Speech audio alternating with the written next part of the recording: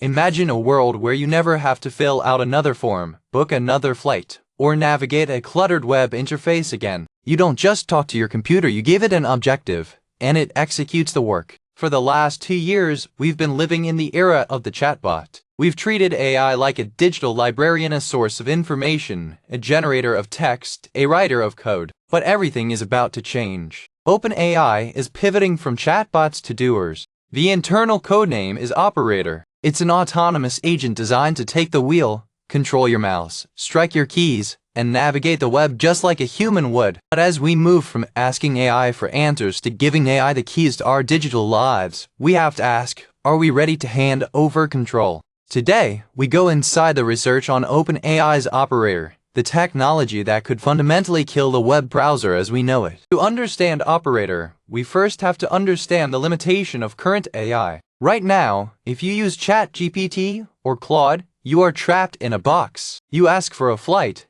the AI gives you a list of links. You click the links, you fill in your passport details, you verify your identity, and you hit purchase.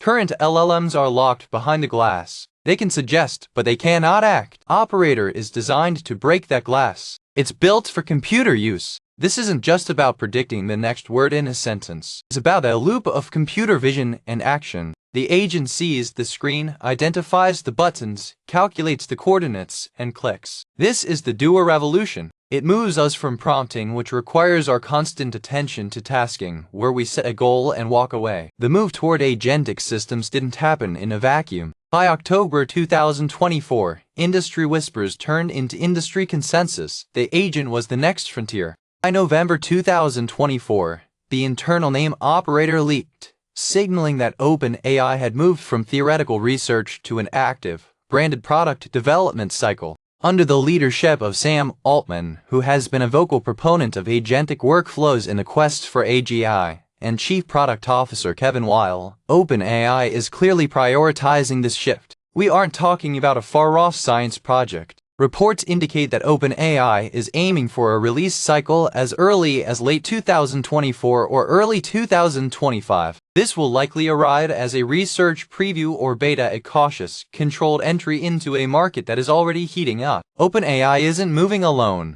The race for your desktop is crowded. Anthropic, the developer behind Claude, has already released a computer use API. This has created massive market pressure. When your biggest competitor starts teaching their AI how to operate a mouse and keyboard, you don't stay silent. But there is a fundamental difference in how these agents function compared to the chatbots you're used to. It's not just a language model. It's a vision-action architecture. It requires the AI to understand the intent of a web page, not just the text on it, and then perform the mechanical movements required to complete the task. Giving an AI control over your mouse and keyboard introduces a new category of risk. Think about the technical hurdle: hallucinations. If a chatbot hallucinates a fact, it's an annoyance. If an autonomous agent hallucinates a click, if it hits delete instead of send, it's a disaster. Then there is the security nightmare. We are talking about remote code execution risks. If an attacker uses prompt injection to trick your AI agent into downloading a file or transferring funds, the damage is real-world and immediate. And then there is the liability paradox. If you give Operator the power to book your travel and it accidentally bankrupts your travel fund,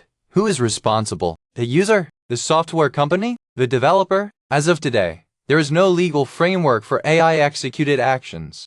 It's easy to get lost in the hype. Let's clear the air on what Operator actually is and what it isn't. First, the myth: Operator is just a smarter ChatGPT. The reality: it's a different engine. It's built on action loops, not just text prediction. Second, the myth: it will replace human web surfing entirely by next year. The reality: the consensus among researchers is that we are far from full autonomy. For the foreseeable future, expect human-in-the-loop safeguards. You will likely have to approve sensitive actions like a payment before the agent completes them. Finally, do not expect a flawless experience at launch. OpenAI is utilizing the research preview model precisely because they know these systems are going to make mistakes. If Operator succeeds, the web browser as we know it might become obsolete. We currently browse the web by visiting sites, clicking menus, and searching for information. In an agentic world, you don't visit the site. The agent visits the site for you. You don't need a UI if the AI is the one doing the clicking. Is this the iPhone moment of AI? It certainly feels like a shift in the tectonic plates. We are moving from a world where we use computers to a world where we delegate to them. The path forward is clear.